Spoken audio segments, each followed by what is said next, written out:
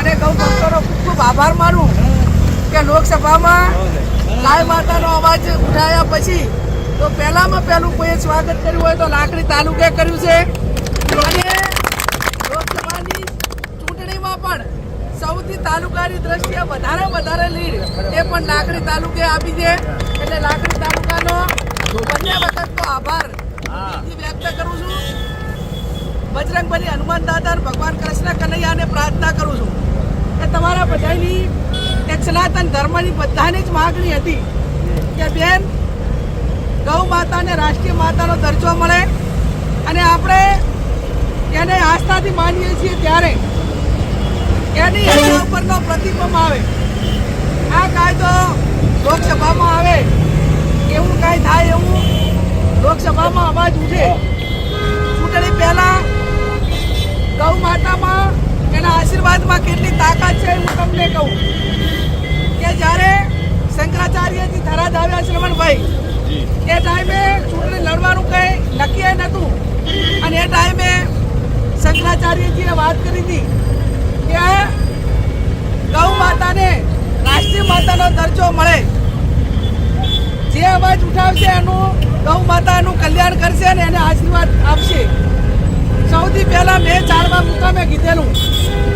કે હજુ નક્કી નથી પણ તમારા બધાના આશીર્વાદથી બનાસકાંઠાની જનતાના આશીર્વાદથી લોકસભાની ચૂંટણી લડવાનો મોકો મળશે અને પ્રજાના આશીર્વાદ મળશે, ગૌ માતાના આશીર્વાદ મળશે તો 100% દિલ્હીમાં જઈ અને ગૌ માતાને રાષ્ટ્રીય માતાનો દરજ્જો મળે. અને આપ સૌએ જોયું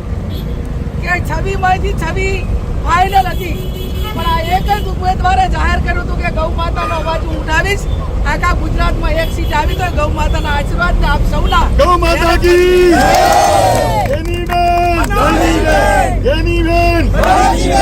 આપ સૌએ ખૂબ મહેનત કરી છે. આપણા શંકરાચાર્ય આશીર્વાદ આપ્યા એમને તો